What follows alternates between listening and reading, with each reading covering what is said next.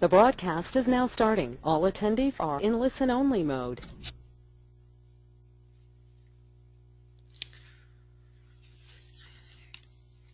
Good morning, everyone. Welcome to the second webinar about the Agriculture, Forestry, and Other Land Use Carbon Calculator, or short for AFOLU Carbon Calculator. Before we start, I would like to acknowledge USAID for providing funds for this project.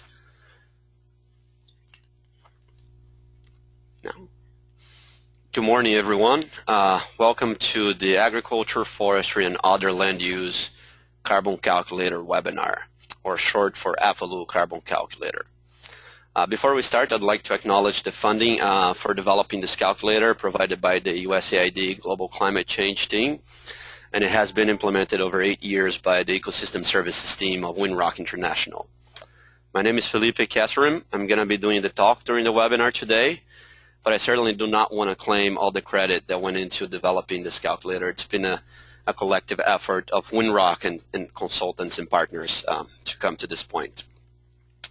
So without further ado, we'll jump into the presentation of the AFOLU Carbon Calculator itself.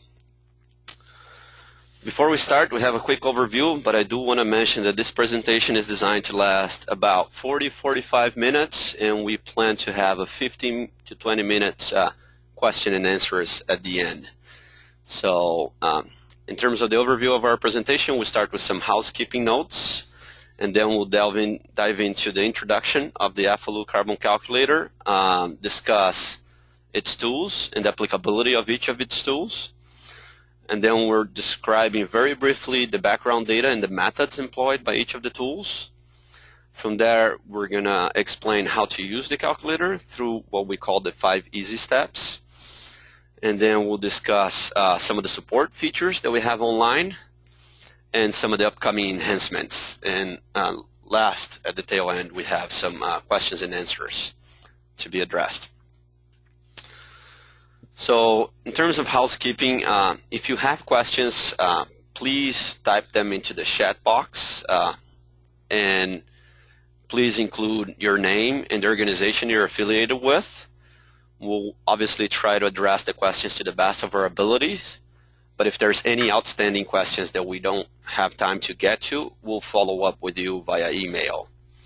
If you do happen to think of questions that are not during the webinar, please feel free to email us at help@afolucarbon.org.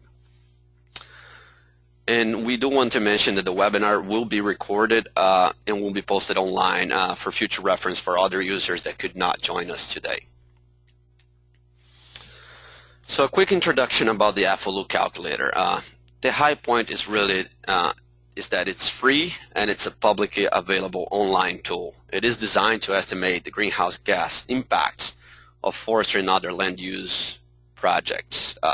You can access the AFOLU calculator at www.afolucarbon.org. The calculator uses transparent, well-documented, and scientifically sound methods and data sources. We'll discuss with you and point out where you can find that information. It does require very minimal user inputs, and it can save and store your information. So you don't have to go from start to end in one go. You can save and get back to it later. And more importantly, for all those that are receiving USAID Sustainable Landscapes Fund, is that the calculator can be used to report on the standard indicator 487.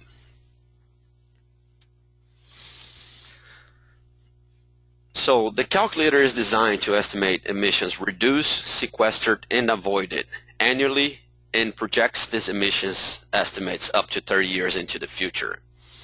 It estimates all the main greenhouse gases from the land use sector, that being carbon dioxide, methane, and nitrous oxide, and then converts these estimates to the international reporting units, which is tons of carbon dioxide equivalent.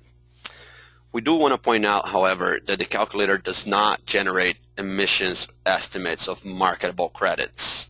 The reason for which it doesn't generate these emissions, and we get this question quite often, is that the calculator doesn't follow any market-based standard or protocol to generate the estimates. Rather, it follows a lot of the IPCC methodology. We'll talk about the methods in a second. So the calculator is designed by several activities. It does the accounting on activity types. We have seven distinct activities in the AFOLU calculator. Those are displayed to you, and I'm going to go through them fairly quickly. So we have starting the forest protection, where the user can choose to protect forests against deforestation, illegal logging, and fire. We have the forest management tool, where the user can elect to do reduced impact logging activities, extend rotation length of even age forest stands, or stop logging altogether. It has the afforestation reforestation tool, where the user can elect to do plantation of heterogeneous stands or homogeneous stands. Here we have in parentheses native and exotics, and we deliberately try to steer away from this terminology, because what can be native in one corner of the world may not be native in another. Going forward, the calculator has the agroforestry tool, which divides the various agroforestry types into 5 main classes. Those have been advised by consultants, experts in the agroforestry area. And then the cropland management tool, where the user can elect to do activities of tillage management, fertilizer management, and rice field flooding management. On the grazing management tool, the user can elect to do activities related to grassland management, livestock management, or rewetting of organic soils. And last but not least, we have the forest degradation by fuel wood tool, where the user can elect to do the accounting of activities that substitute conventional cook stoves or modify the fuel wood utilized by the stoves.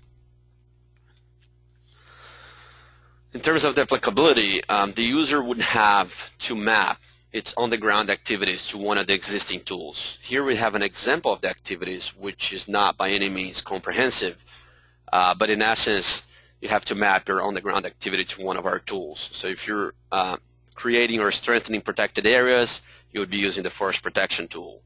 If you're working with concessionaires to implement reduced impact logging, you would be utilizing the forest management tool.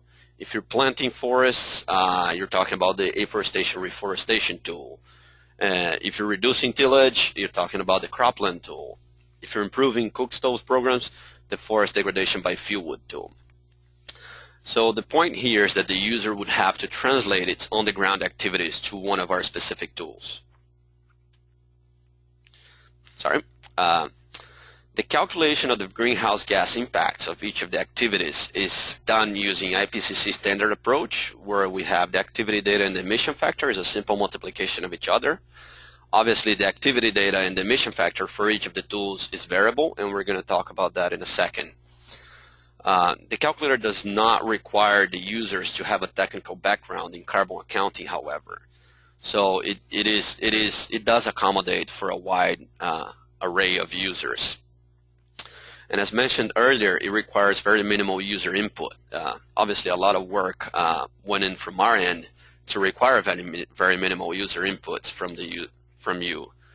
And these inputs are the type of activities, the geographic location in which your activity is taking place, where in the world, essentially, the area their activity encompasses in hectares.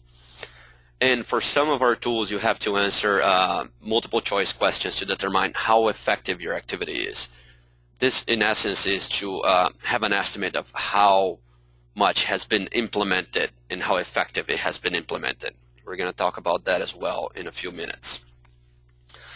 And finally, the calculator estimates the benefits by combining the user-supplied information with an advanced built-in default database. So the database itself is a mix and match, a composition of various data sets that are available. So I have various global data sets that we use. Some of the main examples are the recently published Hansen Global Forest Cover Loss maps, also the Sachi Pan-Tropical Carbon maps. We also use or rely on a lot of the IPCC defaults and FAO data. But Winrock has also developed several models that are employed in the calculator, several in-house models, and a few examples are in the growth curves and in the forest management tool, also the the emissions from selective logging. We're not going to cover each of the tools' underlying database and methods, but for example, we'll pick two of the main ones, and then if you have questions, you can ask at the end of the webinar. So the forest protection tool, it estimates the impacts by summing the avoided emissions from avoided deforestation with the avoided foregone sequestration and the reduced fire and reduced illegal logging. I do want to point out that the user does not need to elect all three: avoided deforestation, reduced fire, and illegal logging, but it can select one or more of the options. And then it deducts that from any emissions that may be occurring in the project case by community forestry projects. So here you see a basic framework of how the methodology, how the approach for accounting works.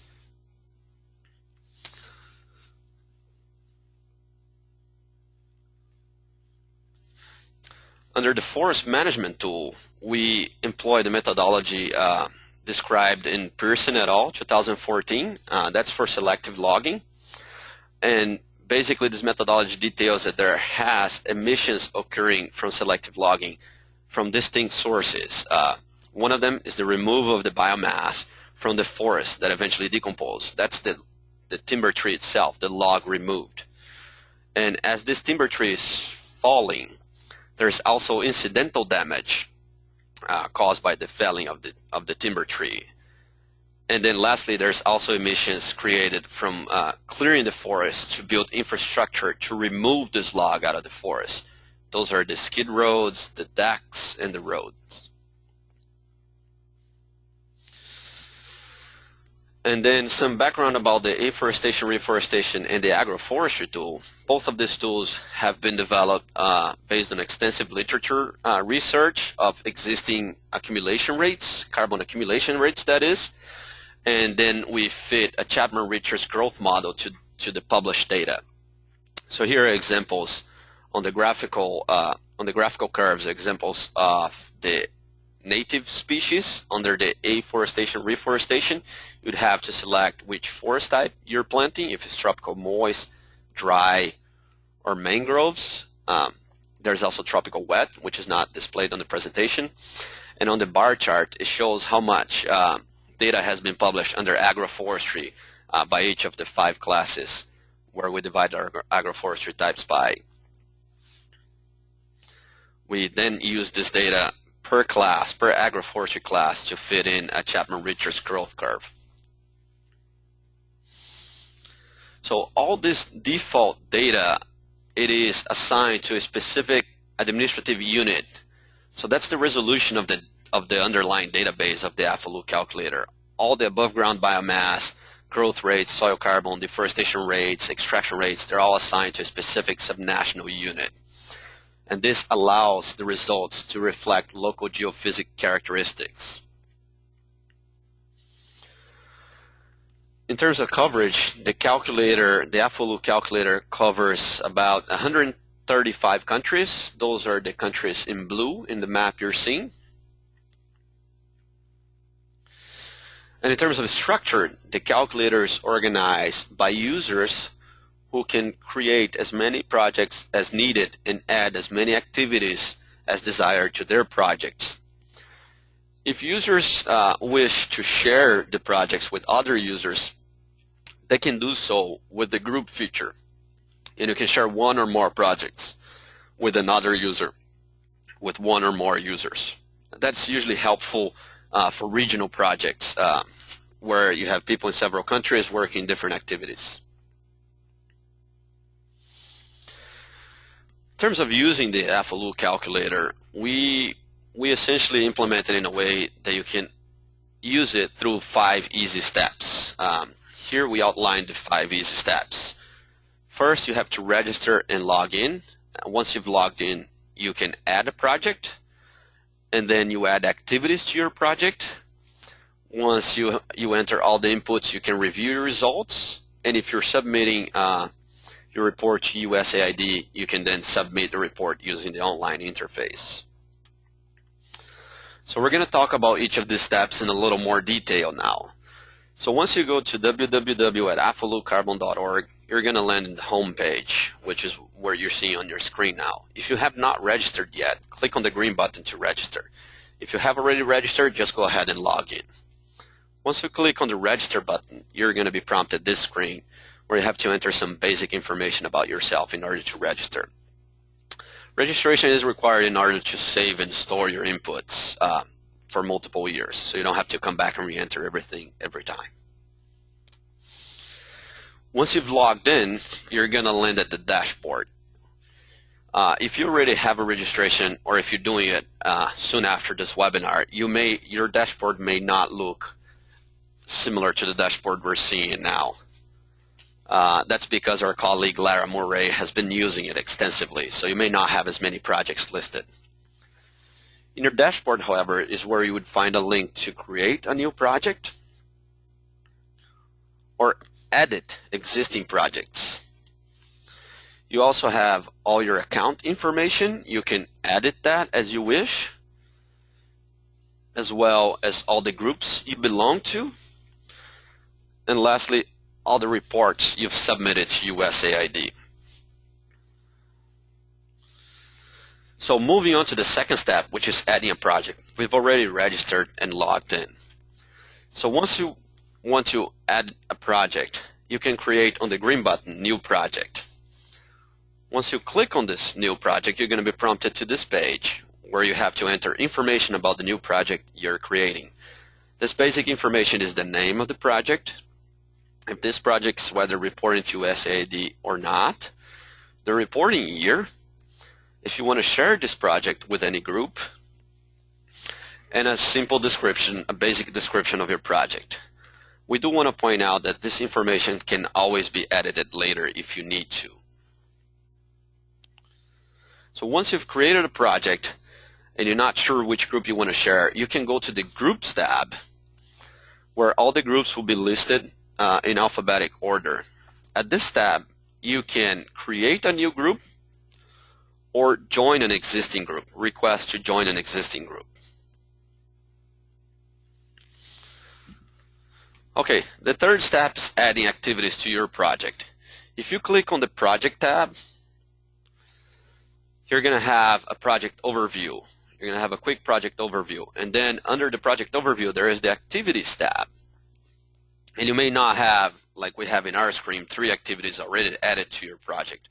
But it's at this screen where you're going to have the option to add an activity to your project. Once you click on Add Activity, you're going to be prompted to enter basic information about this activity. So first you need to enter the name of the activity and then select the activity type from on the drop down. Here's where you're going to select one of the tools, one of the 7 tools we described earlier. After you select your activity type, you have to define the location in which your activity is taking place. You can do so by clicking on the map or entering directly in the field below under subnational unit. Once you define the location, you need to then specify the area over which your activity is taking place on, the total area. If your activity crosses the border of subnational unit, you can add additional subnational units to your activity. You can do so by clicking on Add Subnational Unit. Once you click there, you're going to be prompted another line where you can enter the additional name of the other subnational unit. And the importance here we want to point out is that the area in each of the subnational units needs to add up to the total area you specified earlier, or the fraction needs to add up to 100%. Once you've done that, you can click Save and then move on to continuing entering information about your activity. You have the required inputs, which is the minimal inputs needed from the user. These are very specific by activity type and are basic information about the activity. So here's an example of the required inputs under the Forest Protection tool, where you can select which forest types. We do differentiate mangrove forests from peat forests from all other forests. That's because they have very different ecology and carbon contents. And then you have to elect which actions, for instance, if you're protecting against fire and deforestation, or just deforestation, or deforestation and illegal logging. Again, you can select one or multiple in the avoided actions. Here is an example of the required inputs for the afforestation reforestation tool. These are much simpler than the forest protection tool. And another example about the required inputs about the forest degradation by fuelwood tool. In the required inputs, you'll see that for 4 of our tools, that being forest protection, forest management, afforestation, reforestation, and agroforestry, we have the effectiveness rating guide. This effectiveness rating guide is designed to estimate how much of the activity has actually been implemented on the ground and how effective this activity is in terms of reducing or removing emissions from the atmosphere. So once you click on the guide blue button, you're going to be prompted several multiple choices, simple questions, and you're going to have to go through them to estimate your effectiveness at the end. You can choose to override the estimated effectiveness if you desire so, but you must provide a justification for overriding it.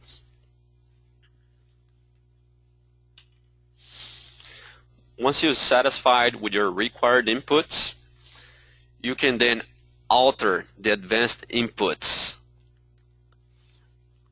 These again are all specific by each tool and by each administrative unit, subnational unit in which your project is located at. So here we display the defaults in shaded gray, and you can go ahead and alter that based on your own data. We do recommend that you override advanced inputs only if you have reliable data. What do we mean with reliable? It's either published data or data you trust the source that you collected on the ground.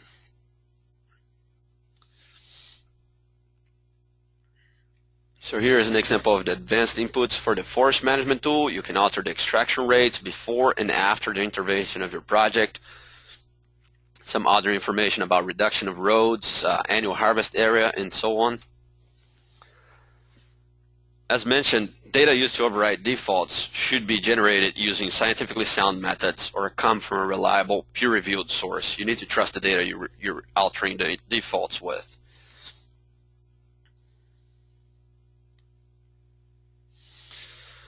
Once you've satisfied and entered all the information needed in your activity, you can then click on Calculate to have a preview of your calculated benefits.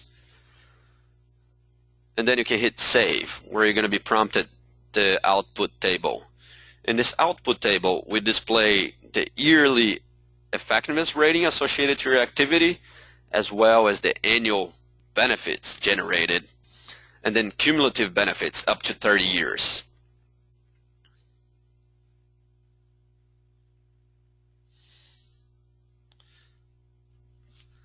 You can review your results at a project scale by clicking on the Projects tab in blue, and then clicking on the Activities tab under the Project Overview. There you're going to have an aggregation of all the activities you have under that project. Also on this tab, you have a graphical output to have an idea of visual information of how much each activity contributes to your total benefits generated.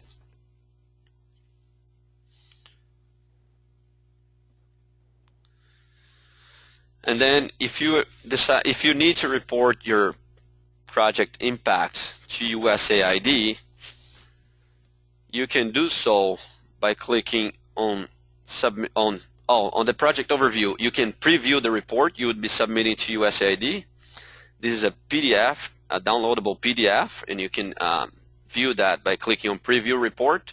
You will show all the activities, and you will show the aggregated project, all the activities aggregated in the project. At the project overview page, you can then submit your report. If you click on Submit Your Report, you're going to be required to enter your USAID point of contact to which you want to submit your report to.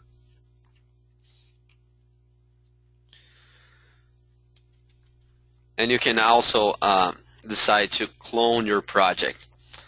The cloning of the project can be helpful for returning users if you're reporting multiple years and not much has changed. So you can just clone your project and then alter the basic information on the activities that have changed over the past year. So just a very quick review of the 5 basic steps. First is registering and login. And then second is adding a project. And then adding as many activities as you'd like to your projects. Review your results and submit your report to USAID. As we mentioned earlier, the calculator is scientifically sound and well documented in terms of all the data and methods. So you can find this information, you can find support for the calculator at the left gray bar, where you're going to have features such as the Show Me Around, which tells you all the information you need to see on that page, as well as in the Support tab, where you have a forum of open discussions amongst users. You have a user manual, which tells the user how to use the calculator. And we're going to be using the webinars as well as some other trainings we conducted to compile the list of frequently asked questions, which will be available under the Support tab.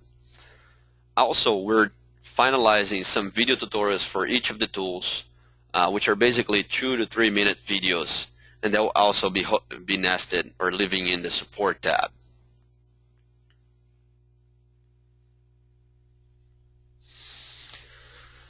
The methods and data of the calculator, if you're curious about the science behind it, can be easily downloaded under the Info tab.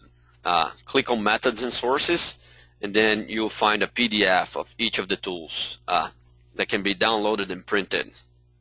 There you're going to have a detailed description of the underlying data, the methods employed, and any assumptions that we had to make to calculate the benefits. And then to wrap up, we want to mention some of the upcoming enhancements. This project is wrapping up at the end of this calendar year, but we still have some enhancements planned between now and the end of the year. That is uploading all the video tutorials, which is in final stages now, and then we're also going to allow users to upload shapefiles, so you no longer need to specify the admin unit. You can just upload your shapefiles and it will be assigned automatically. We're also planning to add, is also in final stages, a policy page to provide guidance to users if their policy support programs can be reported using the carbon calculator or not. And last but not least, we're also planning to add what we call a planning tool, where users would be allowed to enter multiple scenarios and compare outputs amongst them. That is designed to help users define where to implement the activities, and not a tool to report benefits over the fiscal year. So with that, we want to thank you for your attention. You have our contact information. If you have any questions, please send any feedback or questions to help@afolukarbon.org. And then you have our personal contact information if you want further details. I'll be happy to address that. So with that, if you have any question, I would welcome you to type the questions on the box on your screen, and provide your name and the organization you're associated with. Thank you.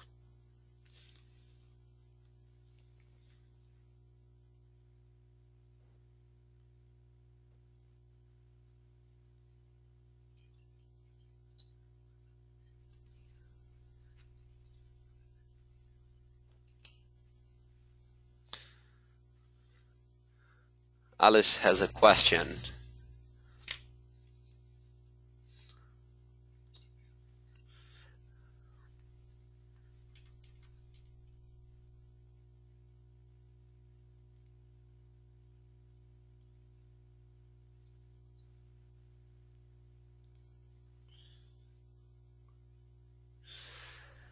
Alice from University of Maryland is asking if this presentation will be made available. Yes, Alice, this presentation will be made available as well as a recording of the webinar. All that information will be under the support tab in the calculator.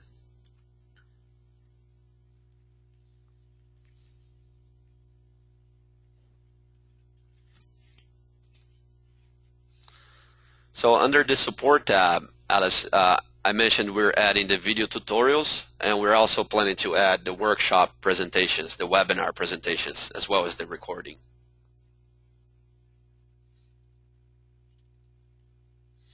Do we have any more questions?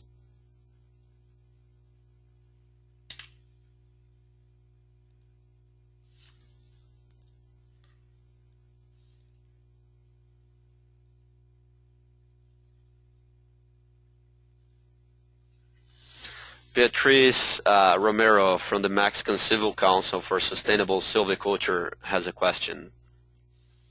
Go ahead, Beatriz.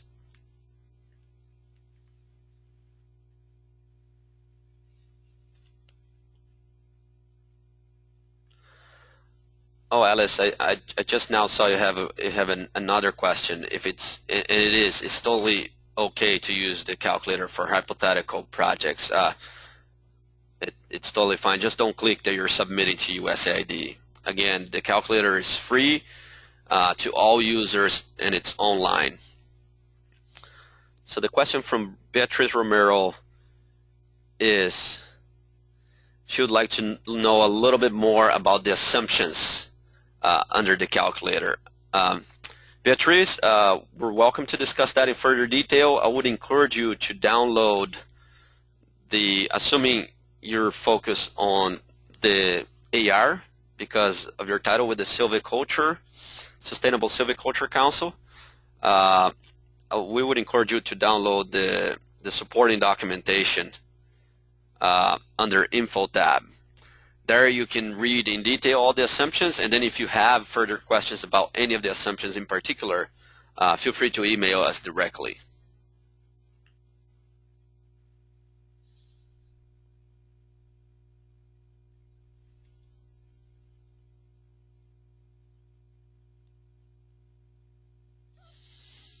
Any more questions?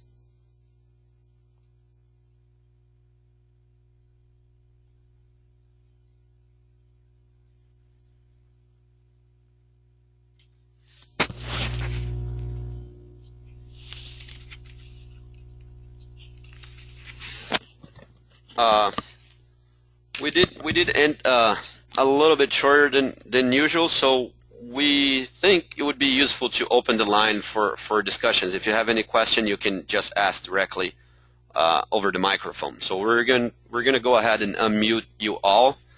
So feel free to ask questions directly. We can now hear you.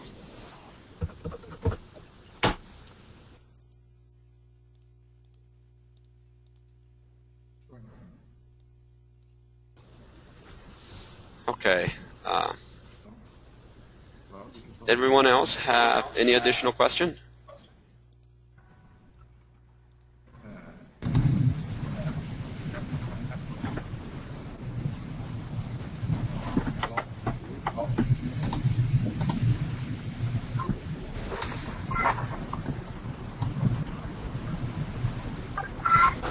Okay, if we don't have any further questions, we're gonna go ahead and end the webinar now. Once again, we thank you for your time and for your presence. We encourage you to send any feedback, question, or comment directly to us at help@afolukarbon.org. And we hope you make good use of this tool that we've worked so hard to put it for you. Thank you so much. Oh, okay, Alice, that's fine. Feel free to ask us directly. Thank you. Goodbye.